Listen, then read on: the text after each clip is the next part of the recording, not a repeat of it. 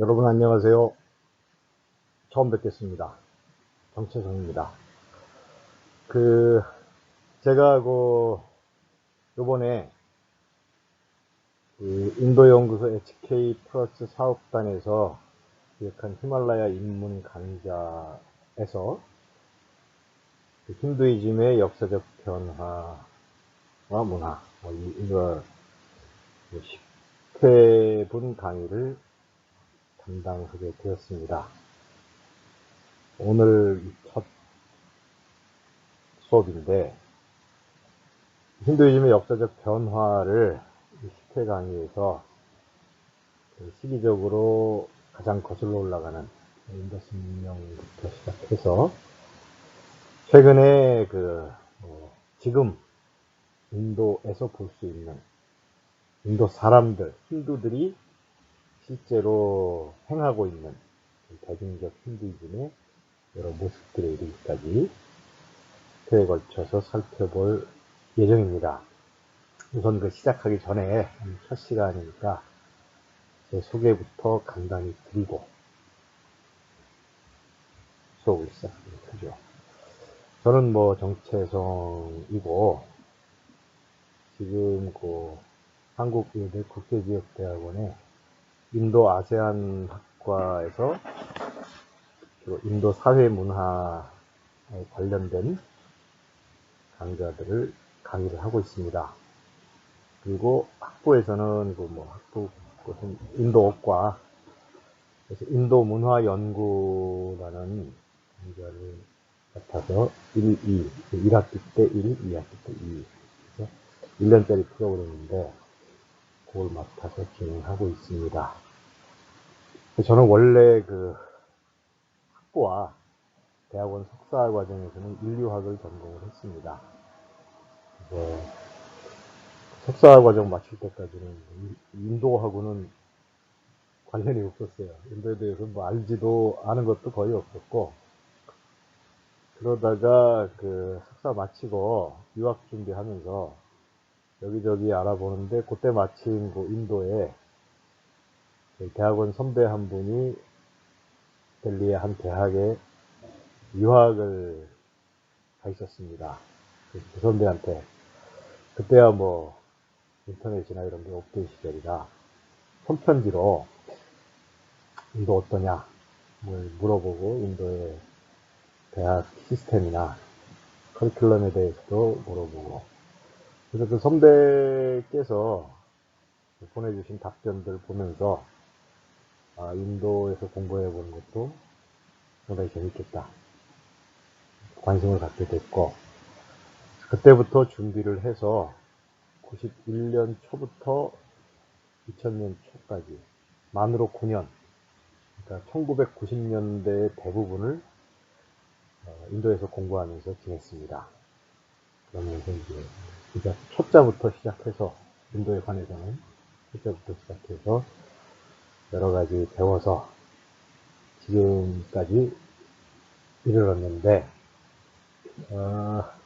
제가 델리대학교 소속은 델리대학교 사회학과였고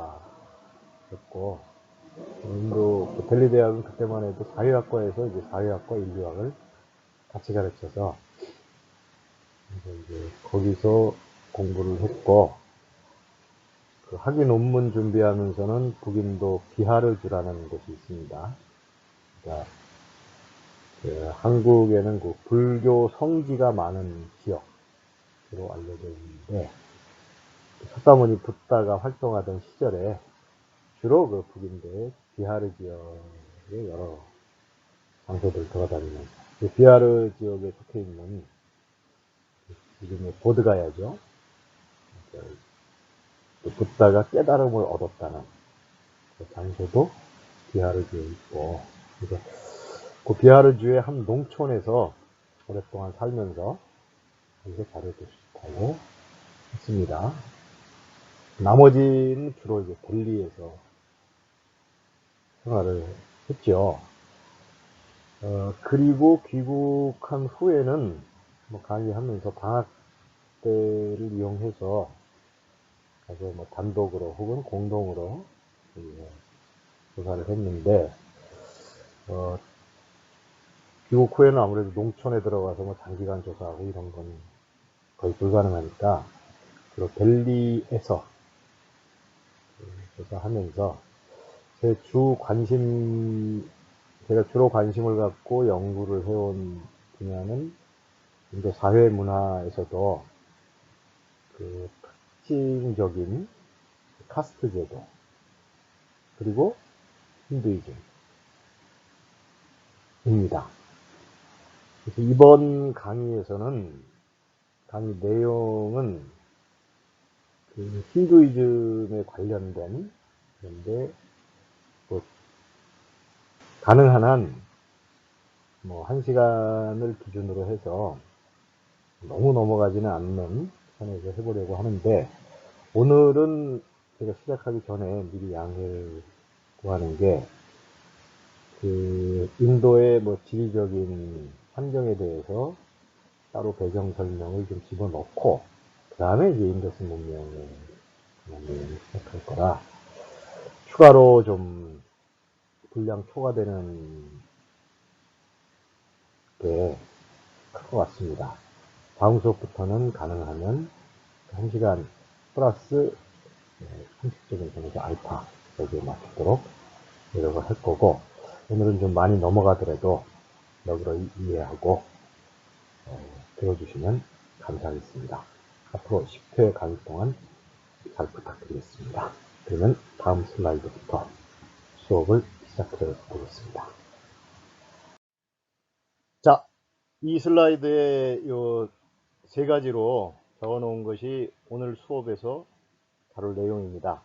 첫 번째, 뭐 10차례 강의 주제를 간략하게 소개하는 것은 조금 이따 말씀드리겠고, 두 번째, 그 인도의 지리적 환경은 우리가 다루는 힌두이즘이 그 믿는 사람, 힌두라고 우리가 그 이야기하는 이 사람들의 숫자가 엄청납니다.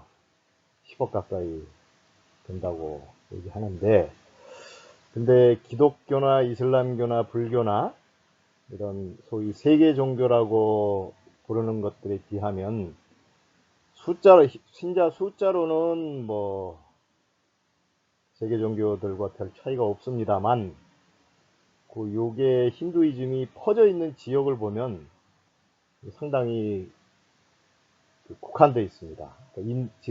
지금의 인도와 파키스탄, 뭐 방글라데시 이런 지역들, 우리가 흔히 남아시아라고 부르죠.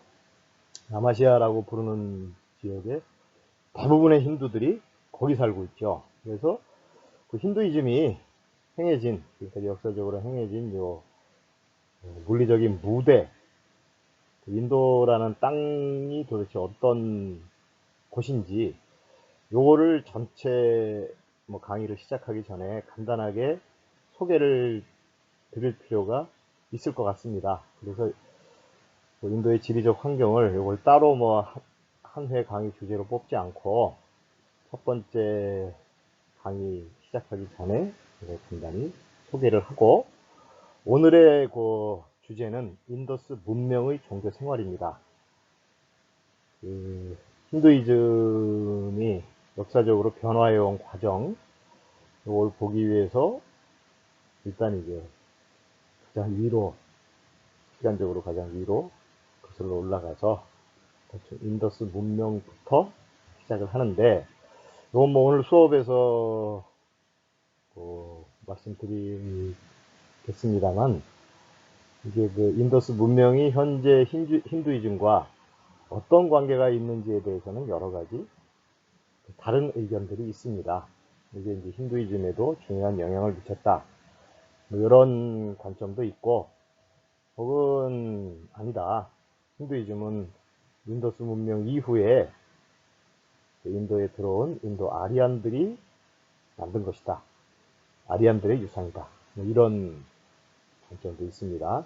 그건 오늘 수업을 하면서, 그리고 앞으로 여러 주제들을 다루면서 수시로 이야기할 기회가 있겠습니다. 그러면 처음에 인더스 문명의 종교 생활부터 시작해서 마지막에 순례, 신의 집을 찾아서 여기까지 이어지는데, 이걸 크게 세 덩어리 정도로 나눌 수 있습니다.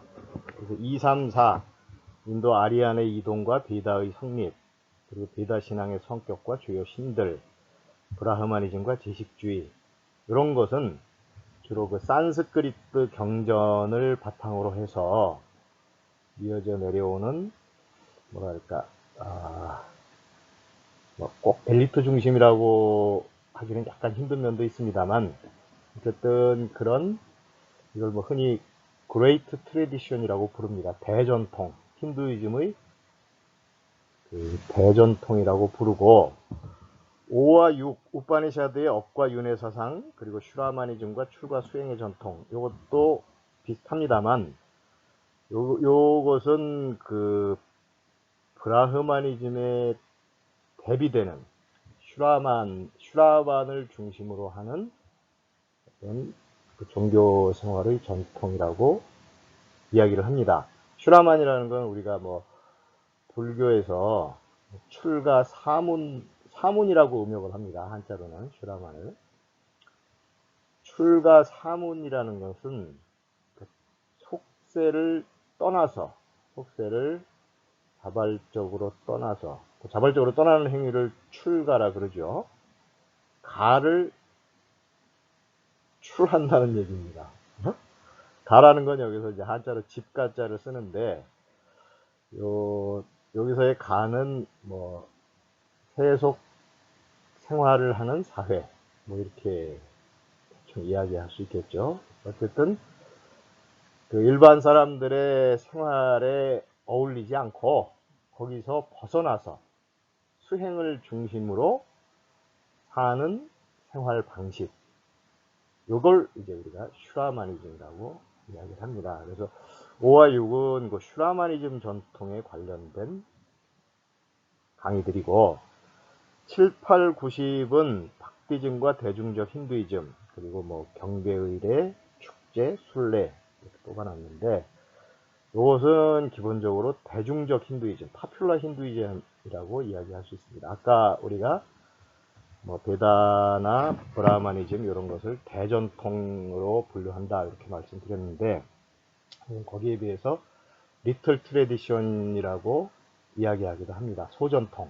그러니까 일반 사람들의 경전에 기록되지 않았더라도 일반 사람들이 실제로 힌두이즘을 일상적으로 행하는 방식, 그런 것들을 이렇게 묶어서 대중적 힌두이즘이라고 부르는데, 물론 뭐 대전통과 소전통이 서로 별개의 것으로 분리되어 있는 건 아니죠. 함께 들어있는데, 그걸 굳이 나눠보자면 경전의 근거를 가진 그레이트 트래디션, 그리고 일반 대중들의 실천 방식인 리틀 트래디션, 이렇게 나눠볼 수 있다는 거죠.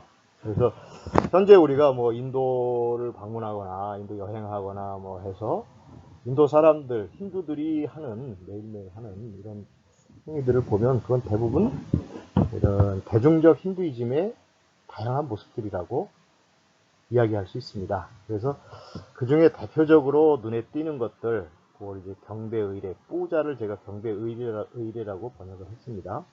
뿌자와 축제, 순례, 이렇게 세 개의 측면으로 나눠서 살펴볼 생각입니다. 그래서 아까 제가 10회 강의 주제가 크게 세 덩어리다.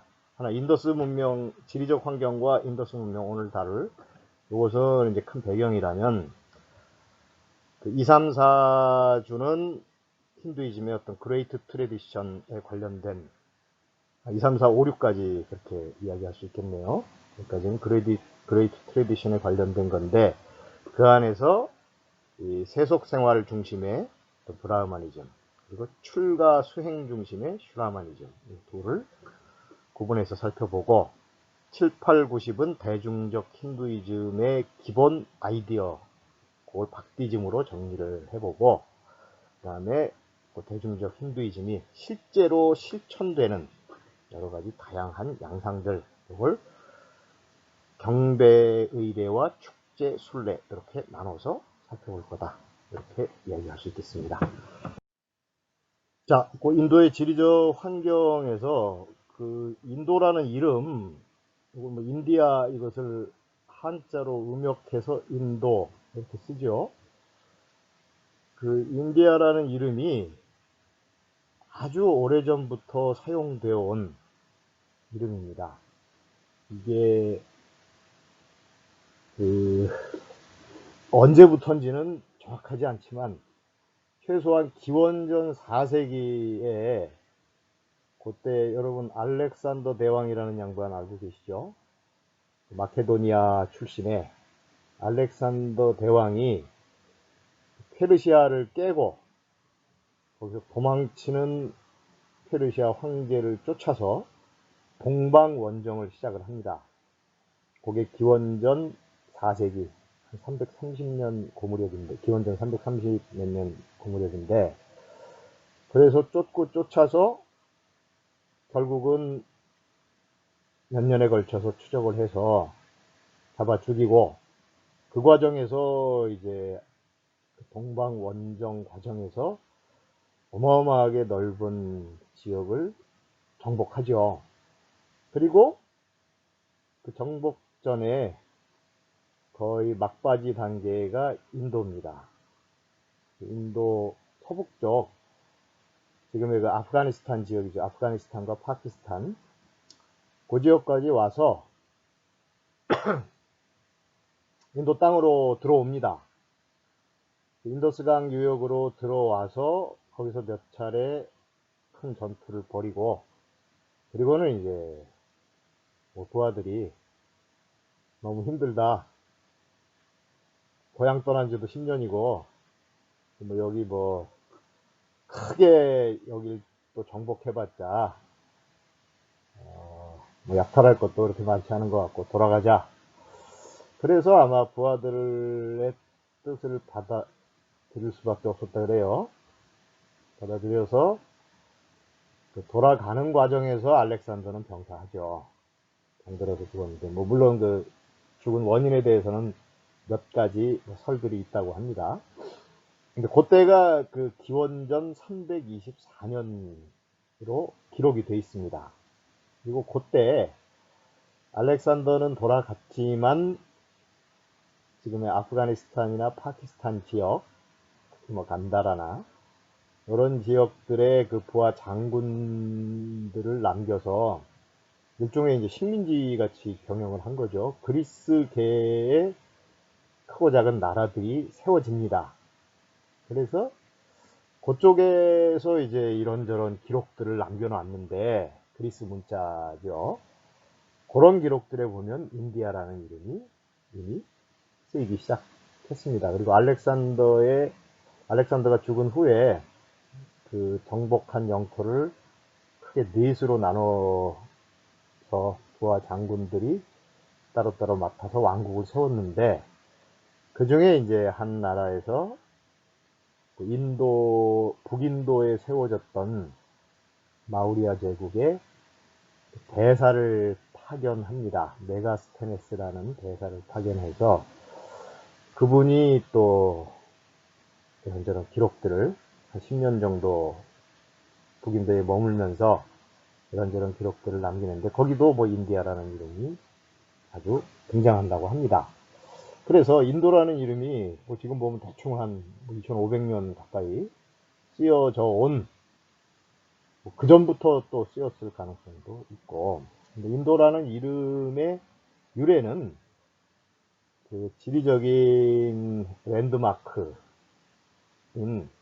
인더스 강에서 유래가 됐습니다. 인더스 강을 과거에는 신두라고 불렀다고 합니다. 신두라는 게 그 뜻이 큰 강, 어마어마하게 큰 강, 이걸 이제 신두라고 불렀다 그래요. 그러니까 이게 고유명사가 아니라 큰 강이라는 뜻의 일반 명사였던 거죠. 그걸 이제 인더스 강만큼 큰 강이 그 주변에 없으니까, 야, 이거 진짜로 큰 강이다. 그래서 신두라고 불렀는데, 그게 이제 신두에서 S자가 약화돼서 떨어져 나가면 인두가 됩니다. 인두. 인더스 강이라는 이름이 신두에서 나온 이름이에요. 그게 약간 또 변형되면 인디아가 되는 거고, 그리고 S가 완전히 떨어지지 않고 약화되면 H 발음이 나서 힌두가 됩니다. 힌두. 응?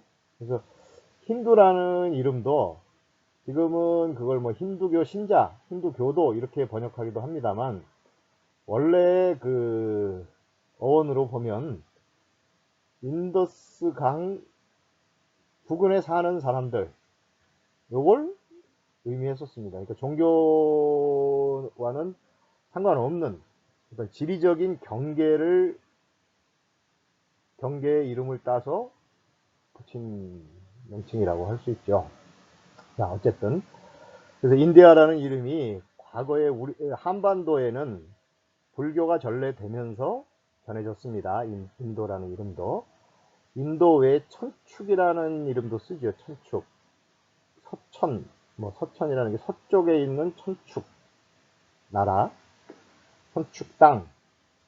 천축은 어디서 왔냐? 천축이라는 것도 천자는 이제 하늘 천자지만 축자는 그 대죽변의 그 아래 두 이자 쓴 거 아닙니까? 축자라는 한자는 원래는 없었다 그래요. 그게 천축이 힌두를 음역한 한자입니다. 힌두 천축을 아마 중국 발음으로 하면 힌두와 비슷한 소리가 나겠죠. 그래서 축자는 힌두를 음역하기 위해서 만든 글자죠. 뭐 한자 중에 그 외국어를 음역하기 위해서 만든 한자들도 많죠. 우리가 뭐 익히 아는 것 중에 탑 같은 것도 그렇고. 그래서 천축도 힌두, 결국 인도를 좀 전에 말씀드렸듯이 뭐 발음이 완전히 떨어져 나가면 인도가 되고 덜 떨어지면 힌두가 되고, 그러니까 이제 천축이나 인도나 다 같은 뜻의 말을 한자로 음역해 놓은 것이라고 할 수 있고, 둘 다 그 뭐랄까 인도라는 땅덩어리의 이름이 그 지리적인 경계, 지리적인 특징을 기준으로 해서 붙여진 이름이다, 이렇게 볼 수 있는데, 제가 써놨듯이 인도라고 오랜 옛날부터 불려온 이 땅덩어리의 지리적 경계가 상당히 뚜렷합니다. 지금 지구상에서 뭐 덩치 큰 나라들이 여러 개 있습니다만, 바로 옆에 붙어 있는 중국과 비교해 보면 중국은 지리적으로, 중국이라는 게 미들 킹덤으로 영어로는 번역을 하죠. 가운데 있는 나라, 이 중국입니다. 근데 중국의 지리적 경계는 확실하지 않아요. 최초의 뭐 중국의 통일 제국이 진이라 그러죠. 진, 차이나. 그래서 거기서 진나라라는 이름에서 차이나라는 이름이 나와서 지금까지 쓰이고 있는데, 그러니까 차이나라는 이름은 어떤 정치적인, 그 땅에서 발생한 정치적인 제국의 이름을 딴 지리적인 특징과는 무관한 이름이죠. 중국이 뭐 강성할 때는 영역이 넓어지기도 했다가, 또 중앙 제국이 약해지면 여럿으로 나눠지고 뭐 쪼그라들기도 하고, 그러니까 지리적으로 여기서부터 여기가 중국이다, 이런 명확한 경계는 없는데 비해서 인도는 그 지리적인 경계가 그 안에서 뭐 어떤 나라가 세워지고 망하고 뭐 한 것에 상관없이 상당히 뚜렷하게 형성이 돼 있다 이겁니다. 그래서 그 아래 제가 몇 가지로 정리해 놨듯이, 북쪽의 히말라야 산맥이 몇천 킬로, 대충 히말라야 산맥의 본체가 한 2,500km, 거기서 갈라져 나간 것까지 하면 한 3,000km 가까운 어마어마한 폭이죠. 그리고 길이가 한 2,500에서 3,000km 되고, 폭도 약 600km. 그러니까 진짜 지구상에서 가장 큰 산덩어리라고 할 수 있습니다. 그게 이제 북쪽을 떡하니 가로막고 있어요. 그래서 이게 뭐 제일 높은 게 8,848m 에베레스트, 8,000m 이상급도 열 몇 개가 되고, 7,000m 이상급, 6,000m 이상급은 아예 셀 엄두도 못 낼 정도로 많고, 그렇게 높고 거대한 병풍이 북쪽에 가로막고 있으니까 북인도 쪽으로는 북쪽에서 불어오는 찬바람이 넘어오질 못합니다. 그래서 북인도가 여름에 그렇게 더운 거죠. 북쪽에는 히말라야 산맥이 가로막고 있고 서북쪽으로는 인더스강이 좀 전에 큰 강이라 그랬는데 어마어마하게 이것도 2000km 이상 되는 길이를 자랑하죠. 요거는 히말라야 산의 빙하지대에서 발원해서 빙하가 히말라야 산맥 위에 있는 빙하가 인더스강의 수원입니다. 그래서 거기서 흘러내려서 아라비아해로 흘러 들어갈 때까지 약 2000 몇백 킬로에 걸쳐서 서북쪽을 가로질러서 흐릅니다. 이게 이제 확실한 랜드마크, 지리적인 경계가 되는 거죠. 인더스강 넘어가면 거기에 뭐 힌두쿠시나 술레이만 산맥이나 이런 상당히 높은 3, 4천 미터 이상급 되는 지금 아프가니스탄과 파키스탄 지역인데 거기도 뭐 어마어마하게 험한 지역이죠. 그래서 이쪽을 뭐 통과할 수 있는 통로는 몇 개 있습니다. 가장 유명한 게 이제 카이버 패스나 볼란 패스나, 패스라는 건 우리 뭐 한계령, 대관령 할 때 령, 산과 산 사이에 뭔가 사람이 지나다닐 수 있는 길을 낼 만한 이런 고갯마루 그런 건데, 그 카이버 패스나 볼란 패스 이런 패스자가 붙은 통로들은 도로를 내서 자동차 정도가 충분히 지나다닐 수 있는 이런 길이지만 엄청나게 험하죠. 3, 4천 m 이상급 고지에 이상되는 고지에 위치해 있고, 그래서 통과는 가능하지만 이게 뭐 쉽게 왔다 갔다 할 수 있는 동네는 아니다. 그리고 인도의 동북쪽, 다음 슬라이드에 그 지도에서 보겠습니다만 동북쪽 노스 이스트, 지금은 이제 주로 트라이벌 에리아라고 그렇게 분류가 되어 있는데, 동북쪽 7개 조그만 주들이 있습니다. 주들이 있는데 그 주를 넘어가면 바로 미얀마가 나와요.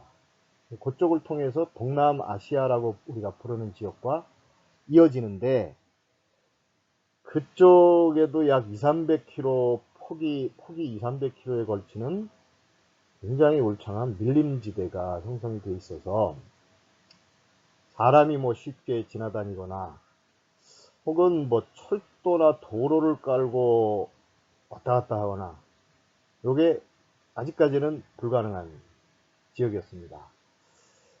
그쪽 그 미얀마를 통해서 아쌈이나 이쪽 인도 쪽으로 넘어올 수 있는 도로와 철도를 건설하려는 계획은 뭐 2차 대전 당시에도 있었고 그 후로도 여러 차례 있었고 지금도 아마 있는 걸로 알고 있습니다. 있지만 아직까지 그게 놓여지지를 않았어요. 그래서 이쪽도 뭐 통과는 할 수 있지만 굉장히 힘든 지형. 그래서 역사적으로 이쪽 동북쪽 밀림지대를 왔다 갔다 하면서 뭐 장사를 하거나 군대가 뭐 대규모 대군이 밀고 들어오거나 이런 일은 거의 없었습니다. 거의 불가능한 그런 일이 불가능한 지역이고, 나머지 3면은 바다입니다. 서쪽에는 아라비아해가 있고 남쪽으로는 인도양이 펼쳐져 있고 동쪽으로는 벵갈, 베이 오브 벵갈, 벵갈만이 펼쳐져 있고, 그래서 이렇게 지리적으로 거대한 랜드마크, 그 히말라야 산맥이나 인더스강, 그리고 엄청난 광대한 밀림지역, 이런, 그리고 바다, 이런 랜드마크들이 확실하게 있어서 누가 보더라도 아, 이만큼이 인도구나, 그걸 지리적으로 확인할 수 있는 그런 의미에서 인도라고 불려온 땅덩어리의 지리적 경계가 뚜렷하다. 이렇게 제가, 자, 요건 뭐 구글에서 제가 캡처한 지도인데, 그 북쪽으로 시코모케에서 쫙 가로지르고 있는 이게 그 덩치가 히말라야입니다. 꼭 용이 꿈틀거리면서 누워있는 것 같죠. 그 히말라야 산맥 위쪽으로 펼쳐져 있는 게 티베트 고원, 거기를 지나면 파미르 고원. 그래서 이것들을 합쳐서 우리가 세계의 지붕이라고 부릅니다. 세계의 5대양 6대주, 지구상에 있는 땅덩어리들 중에서 가장 높은 지역이다, 이런 의미겠죠. 지붕이 제일 그 집에서 제일 높은 곳에 있는, 그러니까 그 중에서도 당연히 이제 압권이 히말라야 산맥. 그리고 서쪽으로 약간 허옇게 나오는 지역이 있고, 거기에 이제 그 뭐예요, 녹색으로 띠처럼 서북 쪽에 이렇게 경계에 걸쳐 있는, 위에서 아래로 그 아라비아해로 흘러 들어가는, 그게 이제 인더스 밸리 지역을 나타냅니다. 동쪽으로는 짙게 표시된 녹색, 요게 이제 동북 쪽의 밀림 지대를 나타내고, 나머지 3면은 바다고. 요거는 이제 구글 지도 간단한 건데, 다음 슬라이드에서 한번 인도 지도 2개를 제가 캡처해 놨으니까 그거 한번 보시면 좀 더 그 경계가 명확하게 표시가 됩니다. 네, 요 왼쪽이나 오른쪽이나 뭐 인터넷에서 인도 지도 치면 수백 개 이상 나오는데, 그 중에서 제가 이렇게 뽑아 놓은 건데, 왼쪽 지도 보면 이게 고동색인가요? 짙은 갈색으로 위에 쭉 둘러쳐 있는 게 히말라야 산맥이고, 넘어가면 그 회색, 짙은 회색 있죠. 이게 티벳권, 위로 가면 파미르고원으로 이어지죠. 그리고 서쪽으로는 인더스강이 흐르는 이 지역이 나옵니다. 그리고 인더스강 유역을 넘어서 서쪽 끝에, 그러니까 이 지도의 왼쪽 끝 부분은 아주 짙은 갈색으로 또 표시가 되어 있죠. 거기 힌두쿠시나 슐레이만이나 이런 산맥군입니다. 산맥군이 첩첩히 이어져서 굉장한 험지로 꼽히는 곳이죠. 그 다음에 동북쪽의 그 갈색과 짙은 녹색들로 표현된 이런 것이 아까 말씀드린 동북쪽의 밀림지대. 이걸 넘어가면 이제 오른쪽에 있는 게 미얀마죠. 나머지 3면 아라비아해, 인디안 오션, 베이 오브 벵갈, 이렇게 한 면은 바다로 둘러싸여 있고, 오른쪽 지도도 마찬가지입니다. 근데 오른쪽 지도는 그 이제 색깔로 보다 더 선명하게 표시가 되어 있죠. 오른쪽 지도의 그 왼쪽 윗부분 보면 녹색으로 표시된 요게 인더스강과 그 유역 평야지대, 인더스 평야지대이고, 그 위쪽은 짙은 갈색, 벌건 갈색, 이게 이제 히말라야 산맥과 티벳권, 그리고 동북 쪽에는 높은 산지와 그리고 밀림 지역, 이게 표시되어 있습니다. 그래서 이렇게 보면 인도라는 땅덩어리 모양이 약간 이렇게 찌그러진 마름모꼴 모양으로 나오죠. 오른쪽이 약간 늘어진. 그래서 어떤 사람들은 이게 방패연 모양이다, 방패연 모양을 닮은 땅덩어리, 이렇게 표현하기도 하더라고요. 요거는 인디아라는 이름 자체가, 이름이 가리키는 어떤 지역이 지리적으로 경계가 명확한, 차이나와는 상당히 다르다. 차이나는 정치적인 제국의 이름을 따서 붙인 이름이라면, 인도는 지리적인 어떤 랜드마크의 이름을 따서 붙인 이름이고, 그게 지금까지도 널리 사용되고 있다. 예. 다음으로는 요 인도 땅의 족보를 간단하게 살피고 인더스 문명으로 넘어가겠습니다. 예, 인도를 흔히 아대륙이라고 부릅니다. 아대륙이 아자가 버금갈 아자니까 대륙 사이즈는 아니지만, 그렇다고 이게 반도나 한반도나 이탈리아 반도나 이런 반도하고 비교하면 너무 덩치가 또 크죠.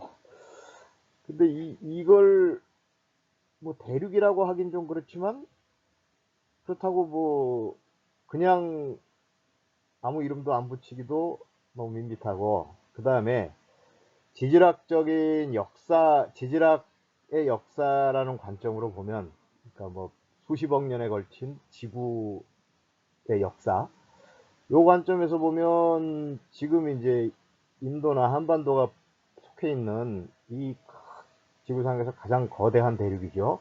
이걸 우리가 유라시아 대륙이라고 부릅니다. 유럽과 아시아, 이게 하나로 된 유라시아 대륙이라고 부르고, 전 세계에 6개의 큰 대륙이 있죠. 유라시아 대륙이 가장 덩치가 크고, 그 다음에 남북 아메리카 대륙, 그 다음에 아프리카 대륙, 오스트레일리아 대륙, 그리고 남극 대륙, 이렇게 해서 6개 대륙으로 구분하는데, 남극에는 뭐 사람이 거의 살지 않으니까 예외로 제껴 놓으면, 인간들이 많이 거주하는 곳은 5개 대륙인데, 이 인도라는 땅덩어리의 족보가 이 유라시아 대륙과는 상당히 차이가 납니다.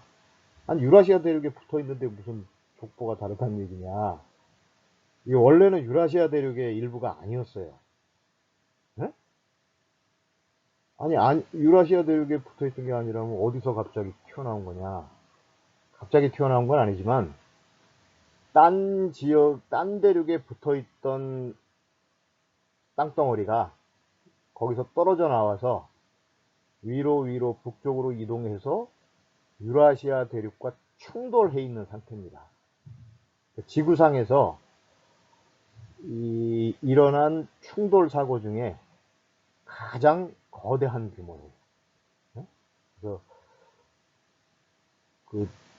제가 예전에 본 어떤 자료에서는 보니까 뭐 소형 차, 소형 차하고 티코 같은 소형 차하고 뭐 16톤 대형 덤프 트럭이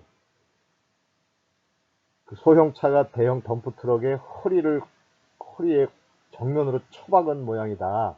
이렇게 표현하기도 했던데, 그래서 이 족보가 다르기 때문에 이걸 유라시아 대륙과는 약간 구별해서 아대륙이라고 그런 이름을 붙인 것 같습니다. 그래서 인디안 서브 컨티넨트, 컨티넨트의 서브, 컨티넨트의 약간 아래급, 대륙의 아래급 사이즈. 그래서 인도, 지금 리퍼블릭 오브 인도라는 나라만 해도 남북한을 합친 것에 15배 정도 되죠. 거기에 파키스탄이나 방글라데시처럼 역사적으로 그 인도라고 같이 묶여서 불려온 그런 지역까지 합치면 20배 이상 되는 상당히 거대한 땅덩어리입니다. 근데 요게 족보와 성격이 서로 매우 다른 세 지역으로 구분된다. 제가 좀 전에 충돌 사고 말씀을 드렸습니다만, 바로 그것 때문에 생겨나는 세 지역 구분입니다. 첫 번째는 히말라야 산악 지역이고, 두 번째는 북인도 평야 지역. 요거는 인도 강게틱 플레인즈, 인더스강 유역의 평야 지역과 겐지스강 유역의 평야 지역, 이걸 합쳐서 우리가 인도 강게틱 플레인즈 이렇게 부릅니다. 그리고 남부의 반도 지역. 이렇게 반도라는 거는 뭐 선면이 바다로 둘러싸인, 한반도도 그렇죠. 선면이 동해, 서해, 남해 이 세 면이 바다로 둘러싸여 있잖아요. 한쪽만 대륙과 붙어 있고, 인도 남부 지역도 그런 이제 반도로 볼 수 있는 거죠. 사이즈가 굉장히 크긴 하지만 어쨌든 반도는 반도다. 자, 요걸 다음 지도들 보면서 한번 인도 아대륙이 그 족보와 성격이 굉장히 다른 세 지역으로 구분된다는 말의 의미를 살펴보기로 합시다. 네, 여기 4개의 그림이 표시되어 있는데, 왼쪽 위에서부터 왼쪽 위, 오른쪽 위, 왼쪽 아래, 오른쪽 아래, 요 순서입니다. 1, 2, 3, 4. 요게 이제 원래 자료에 붙어 있는 제목이 Drifting Continents and Formation of the Himalaya. 그래서 떠다니는 대륙들, 그리고 히말라야의 형성, 이렇게 붙어 있는데, 그 왼쪽 위에 그 그림을 보시면 판게아라고 되어 있죠. 판게아라고 써 있는데, 판게아라는 게 초대륙이라는 뜻입니다. 그러니까 원래 지구상의 땅덩어리, 지금 6대륙으로 나눠져 있는 것이 원래는 하나의 거대한 땅덩어리였을 것이다. 이렇게 추정을 하는 거죠. 이건 지질학의 주류 의견입니다. 그래서 그 초대륙을 판게아라고 부르고, 판이라는 게 전부 다 포괄한다는 의미 아닙니까? 게아는 이게 땅, 그래서 초대륙인데, 거기서 제가 그 형광펜으로, 보라색 형광펜으로 표시해 놓은 약간 노랗게 표시된 땅 조각 있죠? 요게 이제 떨어져 나오고 있는 겁니다. 그래서 오른쪽 위에 그 그림을 보시면 이 판게아가 둘로 크게 나눠져 있습니다. 셋으로 나눠져 있습니다. 맨 밑에 있는 건 남극 대륙이고, 중간에 곤드와나라고 있고, 맨 위에 로라시아, 락자가 빠졌네요. 로라시아 대륙. 이렇게 크게 세 개 덩어리로 나눠집니다. 여기서 형광펜으로 표시한 그 노란색 덩어리, 요게 이제 인도가 될 거예요. 예. 요건 이제 완전히 떨어져 나와서 위로 이동을 하고 있는 상태입니다. 그 다음에 왼쪽 아래 지도를, 왼쪽 아래 그 지도 그림을 보시면, 노스 아메리카, 그리고 유럽과 아시아, 유라시아, 그리고 아프리카, 사우스 아메리카, 그 오스트레일리아, 이런 게 확실하게 이제 분리가 됐죠. 남극 대륙, 이렇게. 6개 큰 대륙이 분리가 되고, 인디아라는 땅덩어리는 이제 이름이 붙어 있죠. 요 그림에. 이거 여전히 위로 이동하고 있는 상태입니다. 그래서 마지막에 오른쪽 아래 그림을 보시면, 인디아라는 땅덩어리가 유라시아 대륙에 쾅 하고 달라붙었죠. 이게 이제 아까 말씀드린 충돌 사고입니다. 충돌 사고가 나면서 이제 히말라야가 그 충격으로 생겨났다, 이 얘기입니다. 히말라야라는 산맥이 원래부터 있던 게 아니고, 이게 이런 충돌 사고가 일어난 걸 대략 한 7천만 년 전, 7천만 년이니까 뭐 상상하기 힘든 시간인데, 7천만 년 전쯤에 일어난, 지금 우리가 지구의 나이를 한 45억 년 됐다고 그럽니다. 45억 년이라는 시간 단위로 보면 7천만 년이라는 건 비교적 최근의 사건이라고 할 수 있죠. 약 7천만 년 전에 일어난 이런 충돌 사고의 충격으로, 제 아래에 써놓은 얘기입니다. 히말라야 산맥이 자동차끼리 충돌해도 차 다 찌그러지고 박살나는데, 이런 거대한 덩어리들끼리 쾅 하고 부딪혔으니까 어마어마한 충격이 나왔겠죠. 그리고 그 충돌 사고가 아직도 현재 진행 중입니다. 거기 화살표들 이렇게 그려놓은 거 있잖아요. 인도 땅덩어리에 보면 화살표가 위쪽으로 그려져 있죠. 그러니까 이 땅덩어리가 여전히 위로 밀고 있다는 얘기입니다. 유라시아 대륙은 아래로 내리누르고, 정확히 아래는 아닙니다만 약간 왼쪽 옆으로 비틀어져 있습니다만, 위에서 내리누르고 아래서는 여전히 치받아 올라가고, 이게 한 7천만 년 전에 일어난 사건인데 여전히 그 힘이 작용하고 있어서, 그래서 이 지역이 지구상에서 가장 지진이 자주 일어나는 지역 중에 하나입니다. 큰 지진도 있고 뭐 작은 지진도 있고, 정확한 숫자는 제가 확인하지 못했습니다만 대략 1년에 약 600에서 700회 정도, 그러니까 하루에 한 2건꼴로 지진이 일어나는, 그러니까 지질학적으로 굉장히 활발한 지역이죠. 그래서 히말라야 산맥이 충돌 사고의 충격을 흡수하면서, 이건 원래는 바다 밑에 있던 땅입니다. 바다 밑에 있던 땅이 그 충격으로 바다 위로 솟아올라서 쭉쭉쭉쭉 올라가서 결국은 세계에서 제일 높은 지대가 돼버린 거예요. 그러니까 그 충돌의 충격이 얼마나 컸을지 짐작할 수 있죠.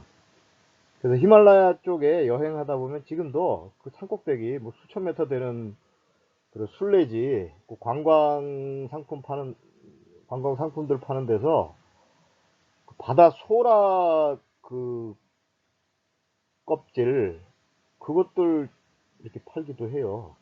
이거 어디서 났냐 그러면 산에서 캐온 겁니다.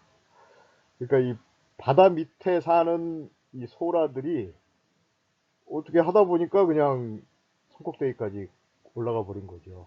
근데 이제 그 바다 밑이 융기해서 히말라야 산맥이 솟아오르고, 그 솟아오르면서 그 원래 있던 그 바다 자리는, 산맥이 솟아오르는 여기서 뭐 수천 킬로에 이르는 산맥이 몇 천만 년에 걸쳐서 솟아오르면서 거기서 떨어져 내리는 흙덩이나 바위덩어리나 온갖 퇴적물들이 있겠죠.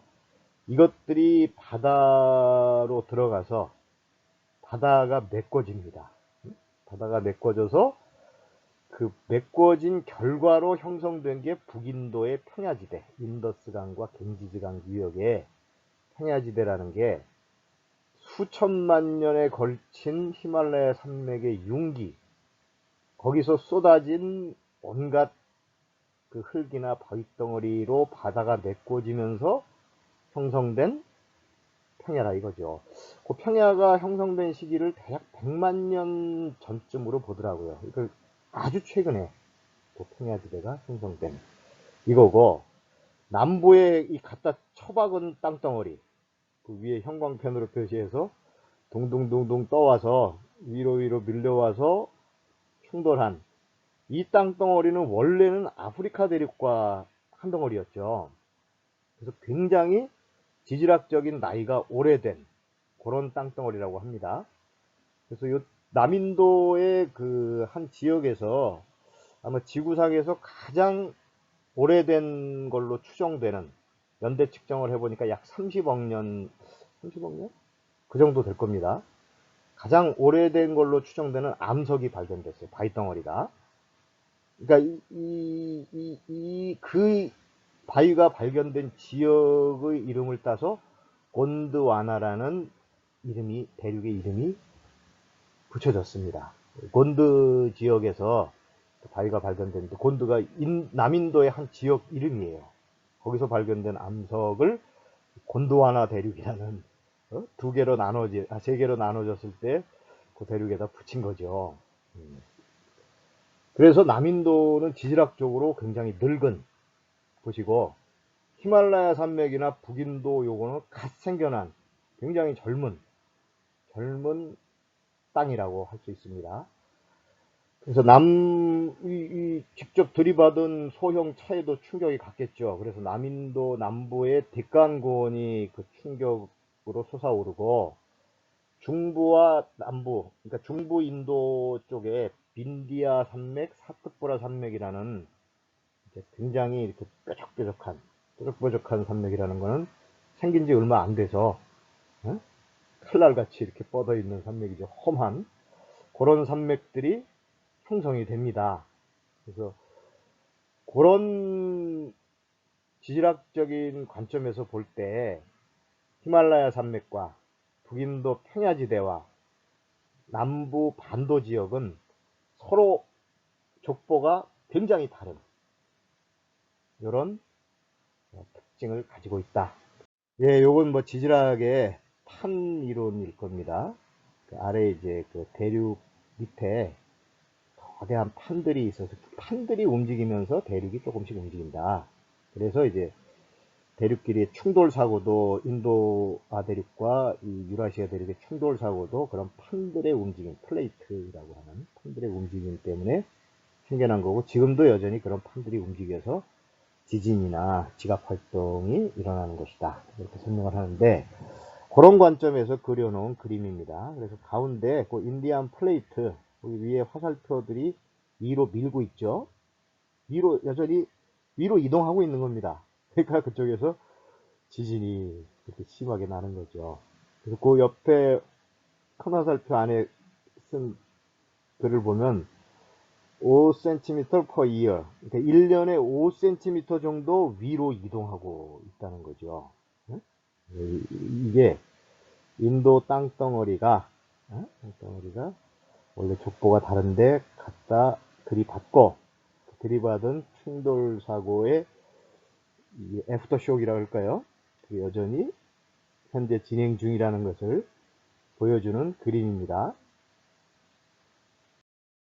네, 요건 약간 입체적으로 확인할 수 있게 만들어 놓은 지도들인데, 왼쪽이나 오른쪽이 더 뚜렷하게 보여서 갖고 왔는데, 왼쪽도 보면 이게 위쪽 히말라야 산맥부터 위쪽으로 첩첩이, 그죠? 어마어마한 고원지대가 펼쳐져 있죠. 산맥과 고원지대. 서북쪽으로도 이게 힌두쿠시나 슐레이만, 이 충돌의 충격이 위쪽으로 전체가 미친 거예요. 미치면서 인도 땅 위쪽으로 이런 거대한 고원과 산맥지대가 형성이 된 거죠. 그 다음에 그 산맥, 히말라야 산맥 바로 아래 보면 녹색으로 예쁘게 이게 띠가 둘러져서 그건 평야지대라는 게 확실히 드러나죠. 인더스강 왼쪽에 있는 서북쪽 그 문 쪽이 이제 인더스강이 히말라야 산맥 빙하지대에서 흘러나와서 아라비아해로 흘러들어가는 그 실금 선들이 쭉 그려져 있죠. 그리고 오른쪽에 있는 평야는 그 겐지스강, 야무나강, 이것도 역시 히말라야 산맥의 빙하지대에서 발원해서 북인도를 가로질러서 벵골만으로 흘러들어갑니다. 그 인더스, 겐지즈 큰 강들을 끼고 형성된 평야지대, 여기 녹색으로 표현되어 있는 거고, 그 아래 땅덩어리를 보면 울퉁불퉁 솟아있죠. 요게 이제 충돌의 여파로 찌그러진 소형차 모습입니다. 그 솟아난 지역을 전부 뭉뚱그려서 데칸고원이라고 부르고, 요게 이제 그 정글북의 무대이기도 했죠. 그 루디아드 키플링이라는 양반이 쓴 정글북이라는 이야기의 무대가 바로 데칸고원, 중부의 데칸고원에서 일어나는 일이었습니다. 그 남인도 쪽을 보면 남인도는 가운데 몸통에 해당하는 부분은 전부 이 고원 지대에 속해 있죠. 고원이니까 사람이 뭐 많이 몰려 살기는 좀 부적당한 자연 조건이죠. 그래서 남인도 쪽은 주로 그 해안가, 바닷가를 따라서 이 녹색, 이건 평야라는 표시죠. 평야지대가 쭉 띠처럼 둘러져 있는데, 이런 지역을 중심으로 남인도는 그 큰 도시들, 왕국들, 이런 것들이 발생을 해왔습니다. 북인도는 그에 비해서 큰 강, 인더스나 겐지스강, 이걸 따라서 주요한 도시들이 건설이 됐었죠. 뭐 큰 도시라는 게 사람이 특정한 장소에 집중해서 몰려 사는 곳인데, 뭐 인간이 살아가는데 물이 없이는 하루도 제대로 생활할 수 없잖아요. 그러니까 사람이 더구나 집중해서 몰려 사니까 많은 물이 필요하고, 많은 물이 필요해서 남인도는 해안가에 이 고원지대에서 흘러내리는 강물들이 해안가 평야지대를 통해서 바다로 흘러 들어가니까 물을 구하기 쉬운 해안가에 집중해서 도시들이 형성됐고, 북인도는 큰 강, 겐지스나 인더스, 야무나 이런 큰 강들을 끼고 도시가 발달했다, 이렇게 이야기할 수 있습니다.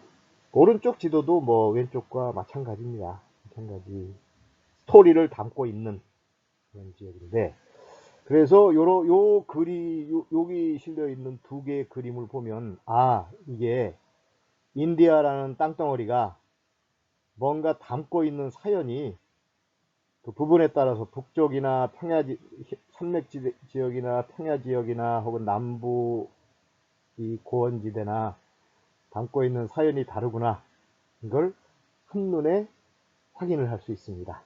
자, 여기까지 해서 우리가 인도의 지리적 환경에 대한 간략한 소개를 마치고, 이제 다음 슬라이드부터 오늘 강의의 주제인 인더스 문명의 종교 생활을 살펴보도록 하겠습니다.